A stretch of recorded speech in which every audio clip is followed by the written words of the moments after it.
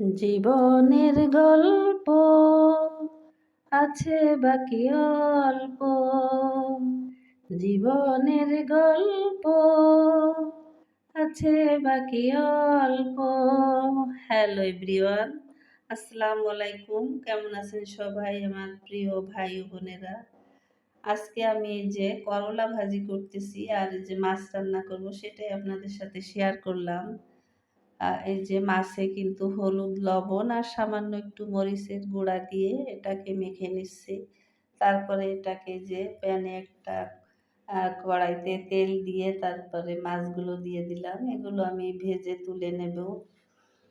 তারপরে এই যে অন্য একটা কড়াইতে দিয়ে দিলাম পেঁয়াজ কুচি, আর ওই যে মাছ ভেজেছিলাম সেই তেলটা ছিল, সেই তেলটা আমি দিয়ে দিলাম।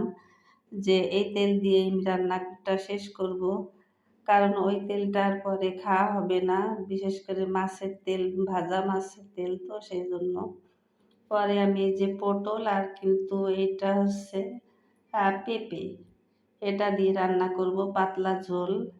আমি সেজন্য যে পেঁয়াজ ভেজে তার ভিতরে কিন্তু পটল আর পেঁপেগুলো দিয়ে দিয়েছি, একটু ভাজা ভাজা করে নেব।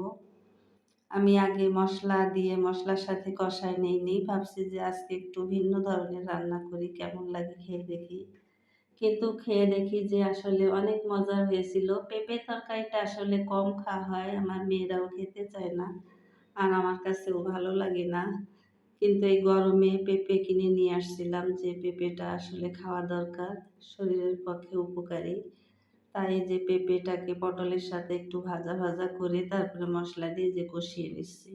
আসলে ঝোলটা কিন্তু অনেক মজার হয়েছিল। যদি ভিডিওটা ভালো লাগে তাহলে লাইক কমেন্ট শেয়ার দিয়ে পাশে থাকবেন, আর আমার জন্য দোয়া করবেন। আমিও আপনাদের জন্য দোয়া করি, আর পাশে থাকার চেষ্টা করব, আপনারাও পাশে থাকবেন।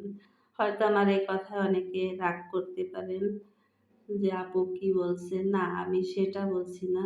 আসলে একা তো আর এগিয়ে যাওয়া সম্ভব না, সবাই সবার পাশে থাকলে কিন্তু একসাথে এগিয়ে যাওয়া যায়, এটাই আমি বোঝাতে চাচ্ছিলাম। আর বর্তমানে যত কমেন্ট, যত এঙ্গেজমেন্ট, তত কিন্তু ফেসবুকে সফলতা। তাই আমরা সবাই বেশি বেশি সময় দেব ফেসবুকে, যাতে সবাই একসাথে এগিয়ে যেতে পারি।